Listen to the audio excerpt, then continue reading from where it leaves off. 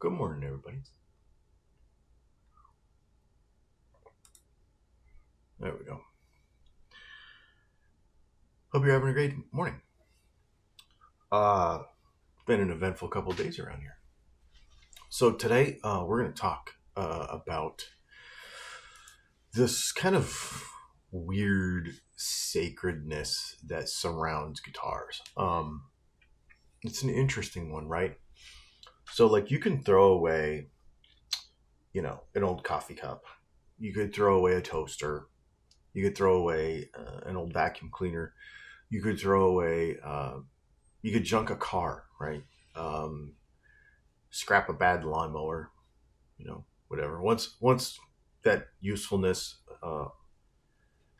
is gone, once something doesn't make sense to own anymore, you just throw it away, right? Um, and we don't try to throw stuff away, but it just happens. You know, but the minute you destroy a guitar, all of a sudden, I mean, it's like you're a pariah, you know. And immediately, the very first thing is you could have given that to a poor kid who can't afford a guitar. Okay.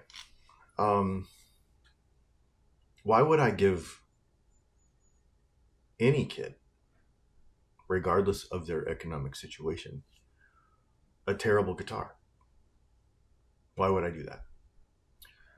Uh, that would probably be the worst person to give the guitar to, right? Um, here's the thing.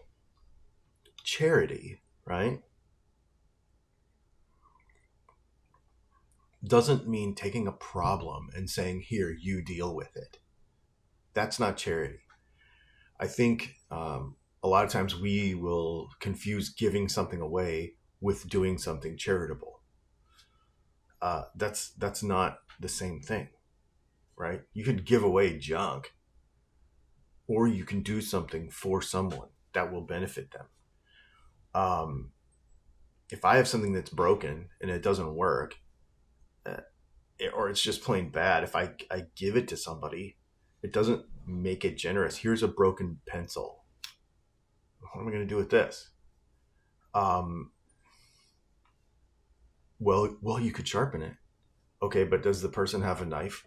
Do they have a pencil sharpener? Is it going to be long enough for the person to use? A lot of times you're just giving a problem to someone who has less resources to correct said problem. Therefore, they just have junk. If it's not good enough for me, or if it's not good enough for one of my friends or somebody that I care about, then how is it good enough for somebody I don't know or some random person that I should charitably give this thing to? It's not charity at that point. Um, Especially because a beginner needs a good guitar more than I need a good guitar. To be honest with you, I know how to fix it. Like, if it's not good, I could fix it. Um, Most of the time. Sometimes guitars aren't fixable because they're inherently manufactured incorrectly. Um, but I had like that Timu guitar. The bridge was in the wrong place, so there was like nothing you could really do at that point. This last guitar we just messed around with, the wood was so unstable that no matter what you did, you just couldn't get the neck to stabilize. So it just didn't work. And I know what I'm doing. I mean, I can fix stuff. Um, I understand setup. You know, I understand um, when something's actually wrong with an instrument. Whether the YouTube viewer in the comments wants to believe that or not, I don't really care. I have a lot of experience with this stuff. But the proverbial poor kid doesn't. So he just inherits or is gifted a problem. The guitar, what if the guitar doesn't stay in tune? What if the neck moves around on him? The frets are bad. The thing buzzes one day, the next day it doesn't. The intonation moves around because the neck moves around. What does that kid think? That kid doesn't think, you know, the instability of this wood really makes this. No, he just thinks I suck. He thinks I'm terrible at guitar and nothing I can do makes this thing sound good. And he just quits. Then you're like negatively affecting the entire positive effect that you were trying to do by giving the poor kid the guitar. It's weird. You wouldn't do it to one of your friends. I don't know why you would do it to somebody you don't know. It's weird. And what I don't understand is, okay, I kind of get it. People they confuse the fact that this is an object. It's a piece of wood with some wire and some metal, with this intrinsic value that, like, it's automatically valuable because it's a guitar, right? It's automatically just this thing that is all of a sudden sacred. And sometimes they are. Sometimes the guitar that I built for my grandfather and I got it back, absolutely. That guitar is one of my prized possessions, right? My first guitar is one of my prized possessions. But when they're not repairable, when they're not very good, some are worth modifying, some aren't. Some are worth investing some time in, some aren't. Some are good projects, right? But every once in a while, there's one that's just bad. The one that's just bad. And when it's bad, it's not worth saving. And that's okay. It's just a thing. It's just a thing. And it's a thing that's not worth a lot of money. And it's a thing that doesn't belong to you. It's mine. And so it's none of your business, actually. And the world's not running out of Harley Benton's. It just isn't. There's millions of them. We could get more. But somebody could have fixed it. Well, yeah, sure. Maybe not. When the wood's that bad from the base of the thing, that's iffy. Actually, I texted the link, and I texted some info that I had from the tests that I did to my wood guy yesterday, the guy that does all this wood buying. Right now, he's in Nashville working on a project with Gibson. Anyways, long and short of the story is I told him what the percentages were, and he's like, that is insane. He said the very worst wood, not even hardwood, that he said it's not supposed to move from the sawmill unless it's under 15%. He said to see 18% in a guitar is bonkers.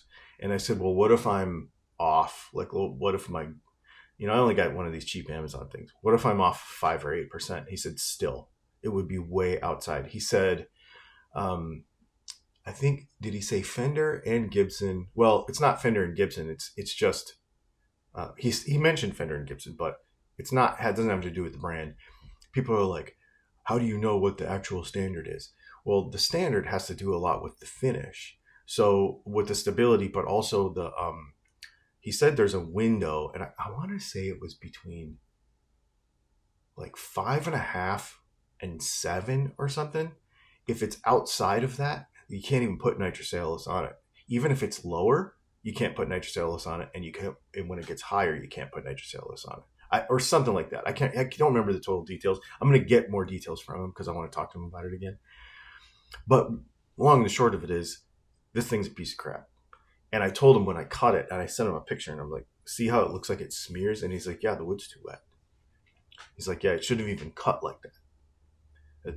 That's what you get when you have wood like that. And he's like, you shouldn't build a guitar like that. He's like, it's not surprising at that price point. He also said that Meranti wood, I made that joke about the door on Facebook. He said that's what it's for. He said it's for door cores. It's usually the core material in plywood in Asia. And it's for laminates. He said, but even when they make, it's for the core for laminates like plywood. He said, even when they do that, though, they have to dry it down further than that. He's like, so that's crazy. He said, but even if you're a little off, like if you're, a cheap thing, it's still bad. So the answer is no. Nobody could actually fix that guitar. Nobody could fix it. But a lot of times you can. But at what point, where do you draw the line, right? You could put $300 into a $150 guitar. Sure, you could replace half the parts. You could level everything. You could spend 10 hours getting this guitar. It would probably take about that to get it right. But eventually, you're just doing something ridiculous because you're emotionally uncomfortable throwing away a thing a piece of wood that's shaped like a guitar. It like makes you feel icky inside, so therefore you can't do it. It's just a freaking piece of wood, man. And it's a bad piece of wood at that. And not just this guitar. I'm just saying when a guitar is bad. Just because you can repair it by investing ridiculous amounts of time doesn't mean you're doing something reasonable. It's sort of stupid, actually. The other thing is, I didn't cut it apart for no reason. And as many as this one anyway, as many people want to believe that I did, I actually did want to see what the wood looked like. I've never seen Meranti before. And I knew that the guitar wasn't repairable, and I knew it would, and yeah, okay, it would make for great television, but even if I didn't do it online, I still was going to cut it up. I wanted to see what was inside, and I was shocked. Like, it's a piece of crap, piece of wood. So that's interesting.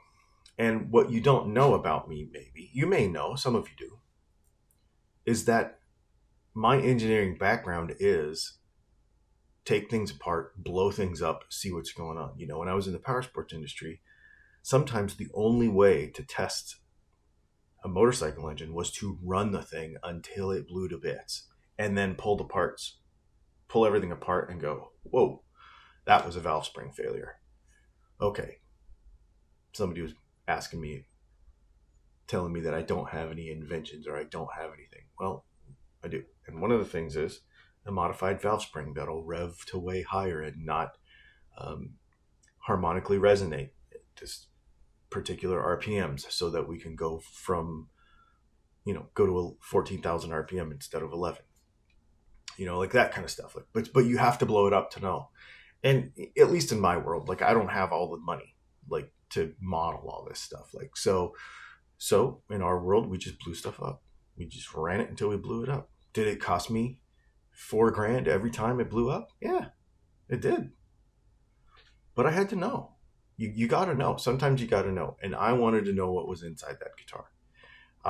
Yes, it made for great television. But the real reason I did it is because I wanted to know what was inside that guitar. And I was not disappointed. I was not disappointed. So that has value to me, because that will stick with me. That knowledge now will stick with me for the rest of my life. And I'm happy for it. And I'm glad. And I look at that as an investment. I look at this, when I bought that guitar, I knew that learning about this, good and bad, I learned a lot of good things too. Don't forget that. I learned a lot of good things. The guitar was actually really good, except that it wasn't. Like, the fretwork was great. The finish work was great. Like, it actually played really good. Somebody blamed me for not doing a setup on it. And I'm like, honestly, it was actually pretty good. It played well when it played well.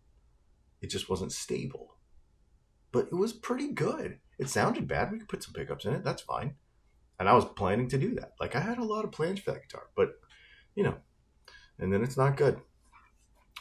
So, lesson in all of this is the guitar is just a piece of wood. Okay? That's all it is. There's nothing sacred about it. If it makes you feel icky inside, betterhelp.com/DylanTalksTone. Try to figure out why you are so attached to certain things that you emotionally cannot handle something like that. That's a problem. It's a problem. If you have a physical thing that you're so attached to that emotionally it gets to you like that, when you see something like that, and here's the other interesting thing about it is I can make memes about Gibsons all day long with broken headstocks. You can see a picture with a broken headstock, and make fun of it, but I do something like this and people lose their minds, right? It's weird. Um, the other lesson in it is if we're going to do charity, if we're going to give something to somebody, if we're going to give somebody a gift, we're going to do something nice for somebody, then do actually something nice. Do it right. I'm absolutely in favor of giving guitars to people who can't afford them and who need them, and recommending inexpensive instruments to people who need them. That's why we're doing a whole video series on it. I'm going to start buying inexpensive guitars, but I'm going to buy good ones. Um, you know, if I get enough support for this on Patreon, I might start actually giving them away. Why not? Why not? You know, I think that'd be good. We'll have to see. I would need help with that because I can't just give stuff away. I can't afford to do it, but I mean, I'll throw it out there. Hey, if we get, I don't know, if we get $1,000 a month worth of people on Patreon, then I can afford to buy one and give one away. You know what I mean? And do all the work and everything. So yeah, that'd be pretty neat. And I do give guitars away. I buy guitars. I use them on the channel. Sometimes I give them away. Actually, the most inexpensive ones, if they're not worth selling to somebody, like, you know, I like it. People like getting this stuff. So if we have a $500 guitar and we put pickups in it, and then I sell it to somebody, that's pretty neat. It's fun and it's a great deal for you. But like, we've done some Affinity stuff, we've done some Sonic stuff, we've done some whatever. It's not really worth selling, so I give those away. I just don't tell you because I'm not some doorknob virtue signaler on the internet. And I give to charity every month, but I don't talk about it on the internet. I have a personal principle problem. I'm just going to tell you I'll tell you why. One, it's personal to me. It's my own decision. It's our family. We decide who to give money to and who to donate to. The other reason is sometimes those things can get political. And so I like to not do that here because I don't talk about my political beliefs on the internet.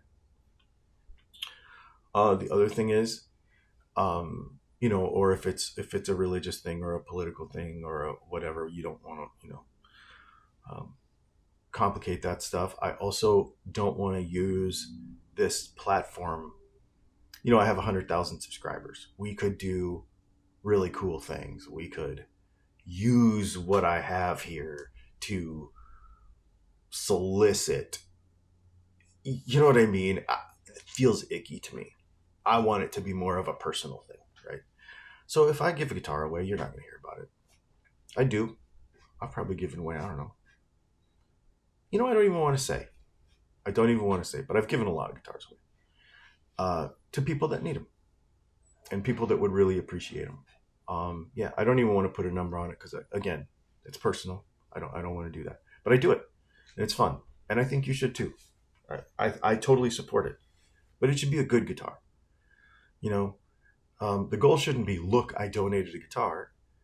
It should be in your heart, I gave somebody something that they're really going to enjoy for a long time. And I gave them an opportunity at an entire lifestyle and hobby that I think that they will absolutely love for the rest of their lives.